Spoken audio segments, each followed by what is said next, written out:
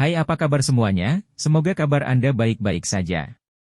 Terima kasih karena sudah memberikan support dan juga kesetiaan Anda untuk membangun channel Codot Film. Yuk kita lanjutkan alur ceritanya, sambil siapin kopi dan cemilan, setting suara volume full.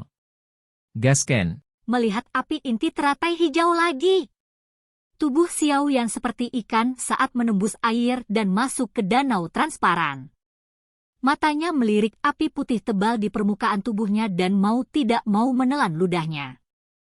Pada saat itu, di bawah suhu aneh, api pendingin tulang, air di sekitarnya mulai jatuh seolah-olah mendidih. Saat itu terus memancarkan gelembung air berwarna putih, benang cairan ungu tua yang sulit dilihat dengan mata seseorang secara bertahap muncul. Namun, ketika sulur-sulur cairan ungu tua ini bersentuhan dengan api putih tebal, mereka dibekukan oleh api pendingin tulang, menjadi benang es yang sangat kecil yang perlahan-lahan tenggelam ke dasar danau. Memandang benang es kecil berwarna ungu yang terus terbentuk di sekitar tubuhnya, Xiao Yan merasakan kulit di kepalanya menjadi mati rasa. Dia tidak menyangka bahwa danau yang tampak sangat tenang ini sebenarnya memiliki begitu banyak cairan racun fatal yang tersembunyi. Berhenti membuang-buang waktu. Cairan racun ini sangat kuat. Meskipun memiliki perlindungan, api surgawi dapat mencegah mereka memasuki tubuh Anda, itu menghabiskan terlalu banyak kekuatan spiritual saya.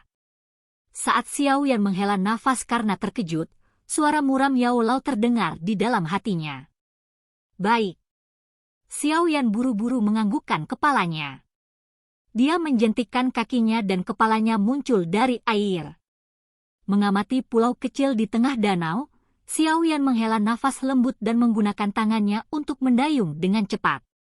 Tubuhnya meninggalkan riak air saat dia secara bertahap mendekati pulau itu. Perjalanan pun tenang sampai mereka akan mencapai pulau kecil itu. Tepat ketika Xiao Yan hendak menghela nafas lega, tetesan air tiba-tiba memercik ke langit dari permukaan danau yang tenang di depannya. Kejadian yang tiba-tiba itu menyebabkan hati Xiao Yan tiba-tiba menegang. Dia mengangkat kepalanya dan menatap tajam ke tempat tetesan air telah tersebar dengan keras dan mengecilkan matanya sesaat kemudian. Tetesan air terbang dan memercik ke bawah. Pada suatu waktu, seekor ular besar yang tubuhnya ditutupi sisik hijau tua dan memiliki kepala berbentuk segitiga tiba-tiba keluar dari dasar danau. Setelah itu, ia melebarkan mulutnya yang besar dan buas dan dengan kasar menggigit Xiao Yan.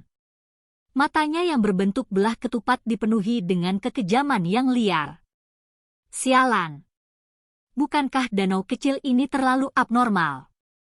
Serangan liar ular besar itu menyebabkan Xiao Yan dimarahi dengan marah. Telapak tangannya membentur permukaan air dengan keras. Seketika, air memercik ke segala arah. Meminjam kekuatan darinya, tubuh Xiao Yan benar-benar meninggalkan air, condong sedikit ke bawah saat jatuh dan sejajar dengan permukaan danau dengan hidungnya hampir menyentuh air. Namun, ujung kaki Xiao Yan dengan lembut tapi cepat menekan sekelompok gelombang air. Seketika, terdengar suara, ledakan, dan tubuhnya seperti bola meriam, melesat ke depan sambil tetap dekat dengan permukaan air. Bang, bang, bang! Tubuh Xiao Yan dengan liar bergegas menuju pulau kecil seperti angin puyuh. Di belakangnya, beberapa suara kuat dari gelombang yang meledak terdengar. Ini disebabkan oleh serangan dari ular besar yang merindukannya. Xiao Yan tidak terlalu khawatir tentang kekuatan angin tidak teratur yang ada di belakangnya. Dia menggunakan kekuatan dari serangan ini untuk berulang kali menghindari sejumlah serangan ular besar berikutnya. Akhirnya, ketika dia berada sekitar 10 meter dari pulau kecil, sudut matanya melirik ke belakang dan menyadari bahwa ular besar itu membuka mulut besar biadabnya lagi saat ia menerobos air dan mengejarnya. Xiao Yan tertawa terbahak-bahak. Jarinya mengetuk cincin penyimpanan dan sepotong papan kayu jatuh ke permukaan air. Saat itu akan terkorosi oleh cairan racun di air danau, ujung kaki Xiao Yan ditekan dengan lembut ke atasnya. Tubuhnya sedikit tenggelam dan sekali lagi melesat ke depan. Sesaat kemudian, dia akhirnya memasuki pulau kecil itu. Xiao Yan membalikkan tubuhnya di udara, kakinya berjongkok dan telapak tangannya dengan lembut menekan ke tanah, membuat pendaratan yang mantap. Menginjakkan kakinya di pulau kecil, Xiao Yan berbalik untuk melihatnya. Dia menyadari bahwa ketika ular buas besar itu memasuki daerah dalam jarak 10 meter dari pulau kecil itu, ia mulai takut dan tidak berani maju. Ia hanya mengayunkan ekor ularnya dan bergerak maju mundur di luar pulau kecil. Setelah mengulurkan lidah ular merahnya dan dengan kejam menatap Xiao Yan untuk waktu yang lama, akhirnya tanpa daya kembali ke dasar danau. Setelah melihat danau berangsur-angsur menjadi tenang, Xiao Yan akhirnya menghela nafas lega. Dia berbalik dan melihat ke pulau itu. Pulau itu tidak terlalu besar. Hutan bambu yang rimbun dan beberapa tanaman tumbuh di atasnya, memberikan penampilan yang sangat indah dari kehidupan yang berkembang pesat. Aroma, api surgawi, Xiao Yan menarik napas. Berada dalam jarak yang begitu dekat, bahkan Xiao Yan tampaknya bisa merasakan kehadiran api surgawi yang tersembunyi di pulau itu. Api panas berdenyut di matanya yang gelap saat dia dengan erat mengepalkan tinjunya. Xiao Yan bersumpah dalam hati bahwa kali ini, apapun yang terjadi, dia harus menguasai api surgawi.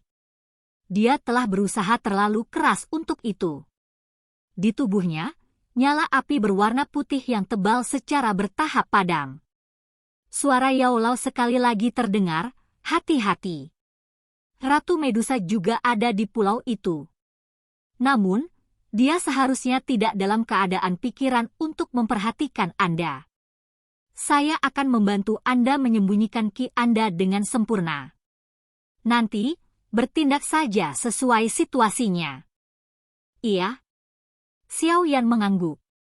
Napasnya berangsur-angsur menjadi tenang. Setelah berdiri di tepi danau cukup lama, dia membuka langkah ringannya dan perlahan masuk ke dalam hutan bambu. Suasana hening saat Xiao Yan berjalan di sepanjang jalan kecil di hutan bambu. Selain suara langkah kaki Xiao Yan yang sangat lembut yang mendarat di rumput dan dedaunan, tidak ada suara lain. Saat ini, Yao Lao tidak membuka mulutnya untuk memimpin jalan tapi Xiao Yan masih bisa menggunakan ki aneh, api surgawi, yang samar-samar mentransmisikan melalui udara untuk menemukan jalan yang benar. Dengan langkah kaki normal, Xiao Yan melewati ujung beberapa jalan kecil. Visinya juga secara bertahap menjadi lebih terbuka dan jelas. Saat dia melewati jalan kecil, tubuh Xiao Yan tiba-tiba membungkuk dan dengan cepat bersembunyi di dalam semak-semak. Penglihatannya melewati penutup oleh dedaunan dan mengamati tempat terbuka di tengah pulau kecil. Tempat ini adalah area terbuka bulat. Semua bambu dan semak-semak di sekitarnya telah dihilangkan sementara kerikil halus yang sangat kecil berserakan di dalamnya. Batu kerikil ini dibentuk menjadi kolam kecil dengan air yang sangat jernih. Permukaan air cair itu diselimuti kabut putih. Bahkan dari jarak yang jauh, Xiao Yan masih bisa merasakan suhu yang sangat dingin yang dimilikinya.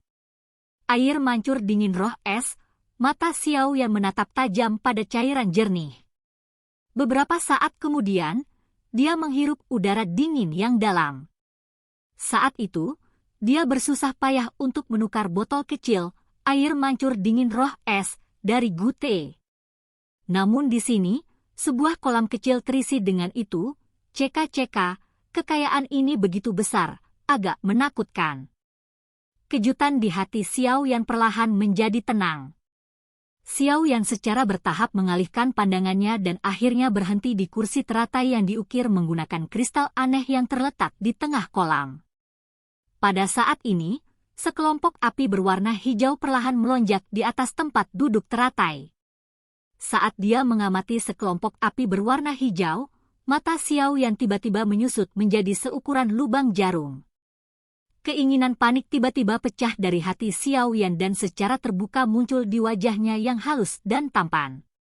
Gugus api berwarna hijau ini memiliki spiritualitas.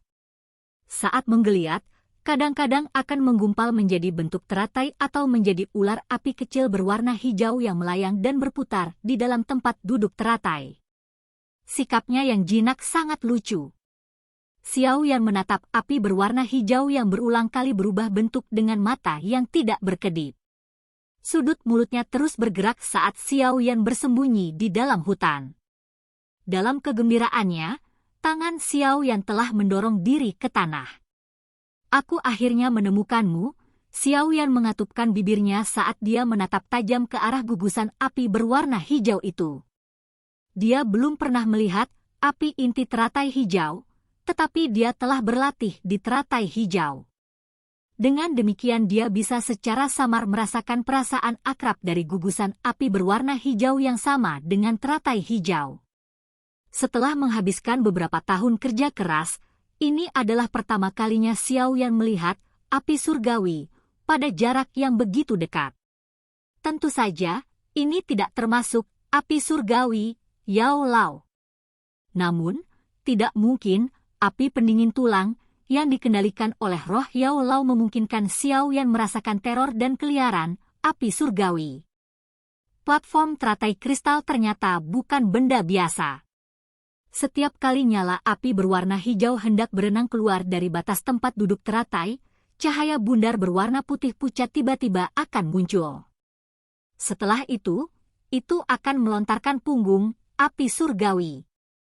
Tatapan Xiao Yan mengamati kolam secara mendetail dan menyadari bahwa setiap kali setelah api surgawi dan cahaya bersentuhan, air mancur dingin roh es di kolam akan berkurang dengan jumlah kecil yang tidak dapat dideteksi.